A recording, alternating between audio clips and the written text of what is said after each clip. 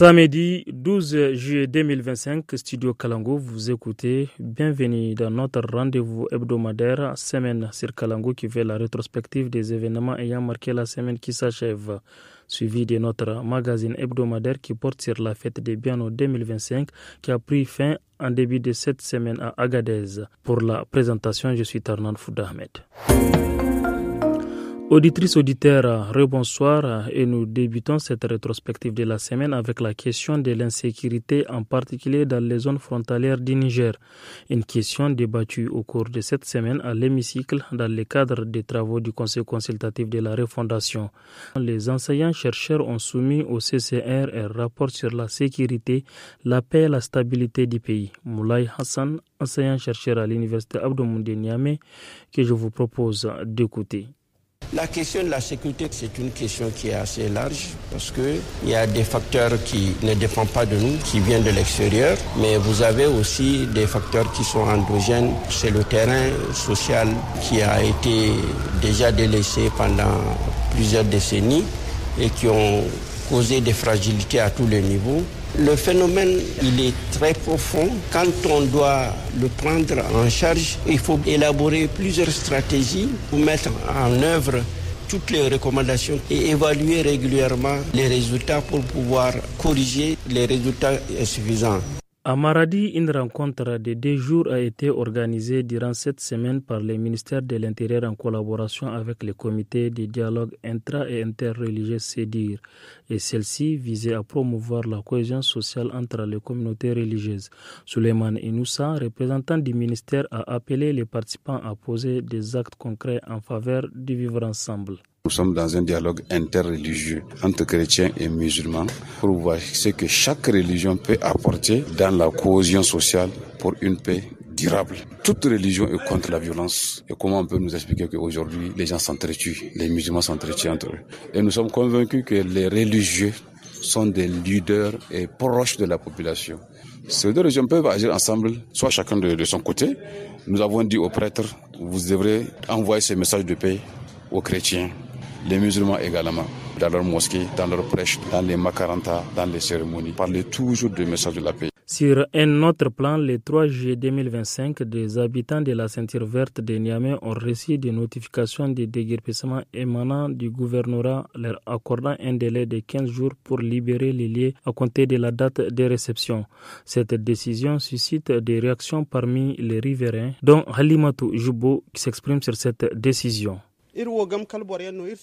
Nous sommes originaires du quartier Gamkali. Nous ne pouvons pas faire des arrêtés ni des actes de cession. C'est le cadastre et le ministère qui ont fait les arrêtés pour le morcellement des cellules. Nous avons cédé nos champs et après les bornages, la mairie nous a donné les actes de cession des parcelles qui nous reviennent. Ils ont vendu ceux du domaine public et nous notre part. Avant de construire cette maison, j'ai payé pour le terrain et 320 000 pour les arbres. Après 5 ans de vie ici, on m'a remis un document que je dois présenter à la mairie de Yantala, où ils m'ont demandé mon acte de cession et le PV. C'était un avis de déguerpissement d'ici 2 semaines. Voyez-vous, après 15 ans de souffrance pour économiser et construire, on me demande de quitter dans 2 semaines. C'est une catastrophe. À Agadez, au nord du pays, une forte pluie survenue jeudi soir a provoqué d'importantes inondations, laissant de nombreuses familles sans abri. En situation précaire, les sinistrés appellent les autorités locales et nationales à une assistance d'urgence. Écoutons quelques réactions recueillies par Moussa Mama. Actuellement, nous n'avons ni toit ni même de quoi manger. Les eaux de pluie ont tout emporté. Depuis hier après-midi, nous avons passé notre temps à évacuer l'eau de nos maisons. Comment peut-on se reposer, encore moins dormir? Nous avons besoin d'assistance. Nous avons passé la nuit trempée jusqu'aux os. Toute la nuit, nous avons essayé de sortir l'eau de nos maisons. Pour l'amour de Dieu, que les autorités viennent voir elles-mêmes ce que nous vivons, qu'elles fassent quelque chose. Les eaux de pluie n'ont plus de passage à cause des travaux du pont qui ne sont toujours pas achevés. Maintenant, l'eau rentre dans nos maisons et fait des dégâts. À l'occasion de la journée mondiale de la population ce vendredi 11 juillet, les autorités nigériennes ont mis en lumière les défis liés à la forte croissance démographique marquée par l'un des taux de fécondité les plus élevés au monde. La ministre de la Population a toutefois mis en avant le potentiel qui représente une jeunesse nombreuse et dynamique. Plus de détails avec Rahila Tsoumana. Dans le message qu'elle a livré hier, la ministre de la Population, professeur Sidiko Ramatu Germakoy, a indiqué que la population du Niger est estimée à plus de 28 millions d'habitants en 2025, dont 110% au moins de 25 ans. Elle a souligné que le taux de fécondité estimé à 6,2 enfants par femme entraîne un doublement de la population tous les 18 ans. Cette croissance exerce une pression croissante sur les services sociaux de base, notamment l'éducation, la santé et l'emploi. La ministre a néanmoins insisté sur le fait que cette jeunesse représente une opportunité et que des actions sont en cours avec l'appui des partenaires pour renforcer le capital humain et favoriser la création d'emplois décents. La semaine sur Kalango, c'est aussi de la culture. En effet, la figure emblématique de la région d'Agadez, Rima Sidi, a été désignée nouvelle Garkoua du Sultanat. Ce titre, qui signifie bouclé en Hausa, symbolise un rôle de défense et de promotion de valeurs et traditions locales. Suivez son témoignage recueilli par Idrissa Ataka lors de son intronisation ce week-end. Je suis honoré et je remercie le sultan pour cette responsabilité qu'il m'a confiée. Je prie le Tout-Puissant de m'aider à accomplir cette mission car elle est très importante. Je remercie aussi toute la population pour son soutien et j'informe les femmes qu'elles peuvent compter sur moi. Vous savez, le rôle de Garkoua, c'est de défendre, une sorte de protection. Je serai donc comme un bouclier pour la population. Au Niger, les prix des céréales sont restés globalement stables. Les bulletins du mois de juin 2025 publiés cette semaine par le système d'information sur les marchés agricoles fait état de légères baisses sur certains marchés, tandis que d'autres produits comme les mil ont enregistré une hausse modérée.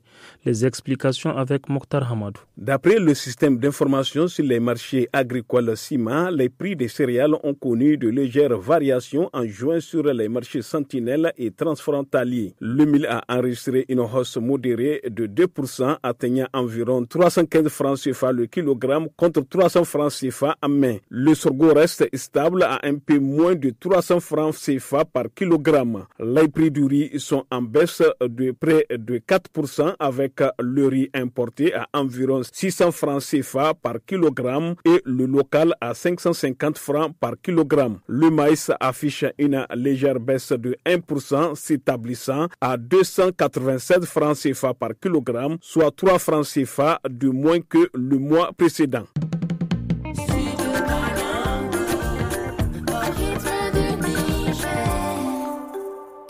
Studio Kalango au rythme du Niger, place à présent à notre magazine. Comme annoncé, il porte sur la fête des Biano, lancée le 13 juin dernier. L'édition 2025 du Biano, la fête traditionnelle au rythme de couleurs de l'Aïr, a pris fin le 7 juillet après 27 jours de festivités dans la ville d'Agadez. Les manifestations culturelles, artistiques et autres activités de réjouissance officielles se sont déroulées à partir du 5 juillet dans les différents quartiers de la ville pour s'achever le 7 juillet dans le Sultanat. Le reportage de Idrissa Ataka et Moussa Hassan. C'est au rythme de 3 coups de tambour lancés par chacun des chefs de secteur appelés Tambari que s'ouvrent officiellement les festivités du Biano. Une tradition aux origines anciennes, comme le rappelle Sid Ahmed Dodo, chef du secteur Ouest. Biano, c'est la fête d'Ashura célébrée en début de l'an musulman. Auparavant, elle était organisée au Sultanat pendant 600 ans. C'est au 19e siècle, entre 1860 et 1890, que l'organisation du Biano a été confiée à la population avec un responsable, le Tambari. Par la suite, l'organisation était scindée en 2 parties, celle des habitants de l'Est et celle des habitants de l'Ouest. Asalek Sofo, acteur incontournable du Biano, nous décrit les différentes étapes qui structurent cette célébration. C'est petit à petit qu'on se prépare pour la fête du Biano. Les hommes achètent le turban, des grands boubous, des portefeuilles Touareg en cuir. Ils passent la nuit hors de la ville. Le matin, les femmes les accueillent à Toudoukassa, ornées de leurs habits de fête et des bijoux assortis. Elles font des youyou et les parfument. C'est le son des tambours qui informe la population de leur retour afin qu'elle les accueille.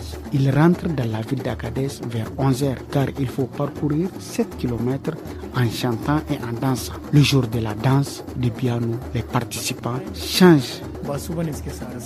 Héritier et garant des us et coutumes, le sultan d'Agadez Oumar Ibrahim Oumarou nourrit de grandes ambitions pour cette fête. Le Bianou est une fête de cohésion, une fête de joie, une fête culturelle. Nous allons avec notre gouverneur essayer de demander que le Bianou soit d'abord accepté comme patrimoine national et ensuite nous allons aller au-delà pour que ce soit admis parmi vraiment les fêtes culturelles mondiales. Les habitants d'Agadez, très attachés à leur patrimoine, expriment leur fierté pour cette tradition. Nous apprécions vraiment cette tradition. C'est une culture très riche. Nous voulons voir nos jeunes frères la pratiquer aussi. Je suis très sensible au piano.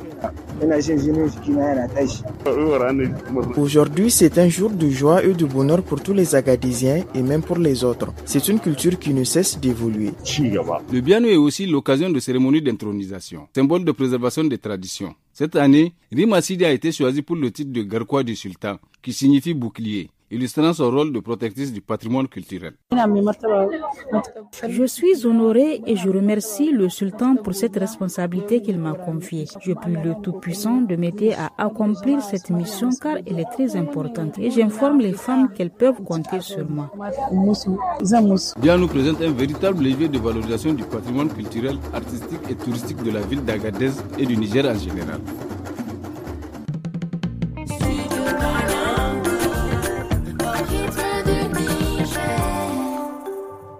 Ainsi s'achève la rétro en français de cette semaine. Restez pour la suite à langue nationale. Excellent week-end à tous.